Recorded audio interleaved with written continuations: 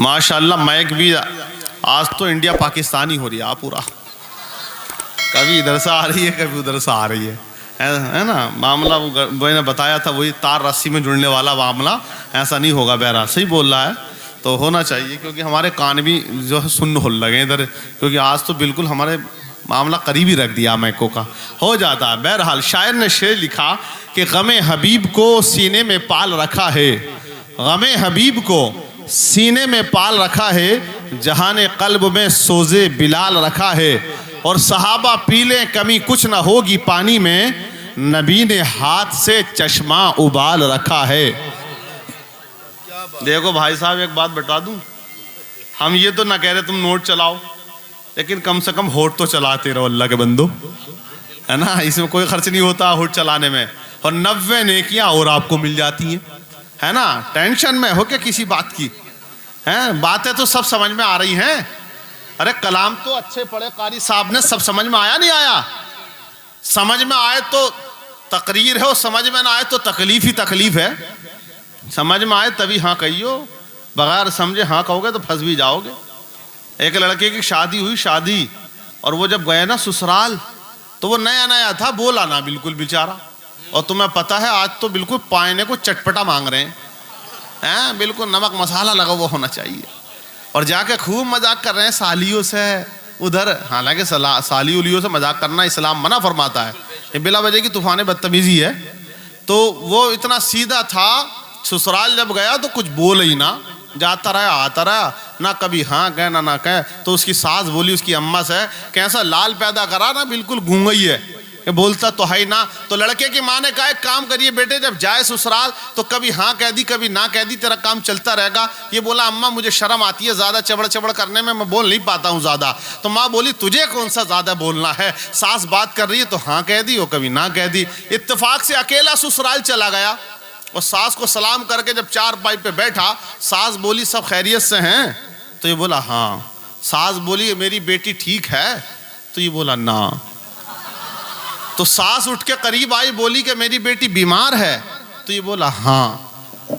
तो सास बोली क्या हमारी बेटी को दवाई दिलवाई? तो ये बोला ना।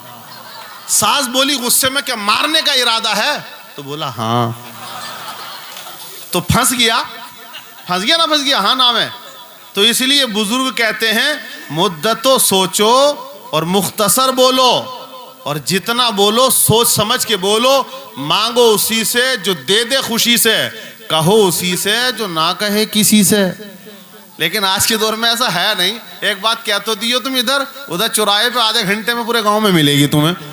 और औरतों की फितरत ये ज्यादा, औरतें तो ऐसी होती हैं हमारी इस्लामी बहनें, एक बात किसी की कहेगी तो ये कह देगी तुझसे बता रही हूँ, किसी और से ना कही है, लेकिन 500 लोगों से औरतों से बता चुकी होगी और सबसे यही कहती है। बहरहाल हमें चुगलियों से बचना है, चुगली और ये गीबतें मुसलमानों को नहीं करनी चाहिए, समझ रहे हैं आप। गीबत करना हराम, चुगली करना हराम, गुनाह है, बहुत ज्यादा पकड़ होगी। चुगली समझते किसे कहते हैं? चुगली, चुगली इसे कहते हैं प्रधान की बैठक से उठा, हाजी जी के पास चला गया और बोला प्रधान तो ऐसा कह रहे हैं, ऐसे हाजी जी हुक्का भरे हैं मेरे घर जैसा वो हाजी है। और इधर प्रधान से कह दी, हाजी जी ये कह रहे हैं ऐसे प्रधान तो चिलम भरे हैं मेरे घर जैसा वो प्रधान है। तो दोनों में लड़ाई करवा दी है, इसे चुगली कहते हैं, ये हराम है। और गीबत भी हराम है, गीबत करना हराम। आप गोश्त खाते हो? गोश्त अरे खाते हो भैया?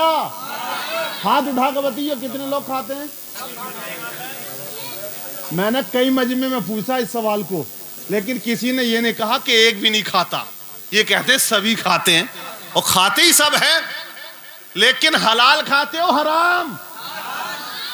कसाई अगर मुर्दार खिला दे तो उसे मुर्दा कर दोगे? तुम ना कर दोगे? अबे हलाल खाते हो, हराम नहीं खाते, मुर्दार नहीं खाते। लेकिन कुरान क्या कहता है? कुरान कहता है अगर एक मुसलमान दूसरे मुसलमान की गीबत करता है तो वो अपने मरे हुए भाई का गोश्त खाता है। अल्लाह अकबर। अबे यार तो कब सुधरोगे भैया?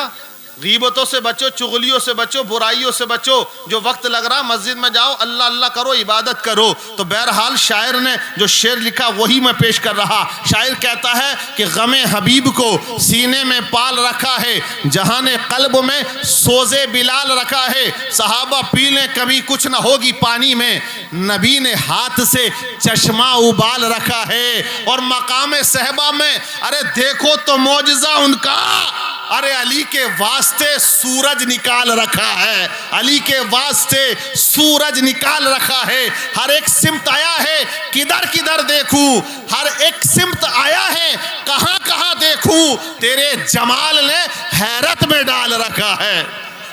माशाअल्लाह, हमारे बुजुर्ग बैठे हैं और अल्लाह से इनको बता रहे हैं, अल्लाह ताला हमारे इन बुजुर्गवार को अल्लाह शिफाए कुल्ली अता फरमाए, सेहत कुल्ली अता फरमाए। मगर सुन बड़े जज्बे से रहे माशाअल्लाह, ये काबिल तारीफ़ है। आप भी सुन रहे हैं और सुनना चाहिए। आप देखें अपनी माथे की निगाहों से, खतीब हिंदुस्तान अल्लामा मौलाना शकील अहमद अमरोहवी वो तशरीफ़ लाने वाले हैं और देख रहे आप अपनी माथे की निगाहों से है। आप ऐसे हिंदुस्तान के अजीम शायर को सुनेंगे जिनकी जो ज़ात है वो मोहताज तारुफ नहीं है। पूरे हिंदुस्तान में ये बड़े बड़े स्टेजों पर कलाम पेश किया करते हैं। नईम अख्तर साहब तिबला वो अब आपकी समातों के हवाले होने वाले हैं, आने वाले हैं। लेकिन उनके आने से कबल मैं आपसे कहूँगा कि एक ज़ोरदार नारा लगा लीजिए, क्योंकि मैं उन्हीं को अब आवाज़ देने के लिए जा रहा हूँ, दावत देने के लिए जा रहा हूँ। तो मेरी आवाज़ के साथ आवाज़ मिलाकर एक ज़ोरदार नारा लगाइए, हाथों को हवा में लहराइए और ज़ोर से बोलिए, नारे तकबीर,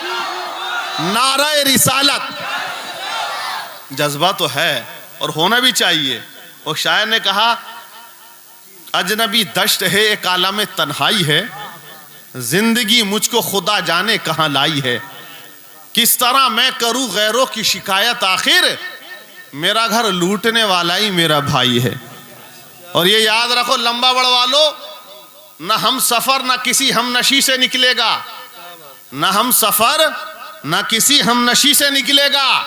हमारे पाँव का कांटा हम ही से निकलेगा और खुद अपनी ज़मीन पे एड़ियाँ रगड़ने से अबे हमें यकीन है पानी यहीं से निकलेगा।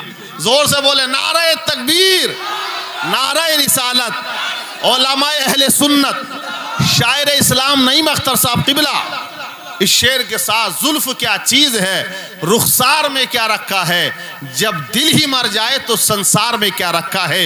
एक यूसुफ है कि बाकी रही रौनक जिससे, वरना फिर मिस्र के बाजार में क्या रखा है।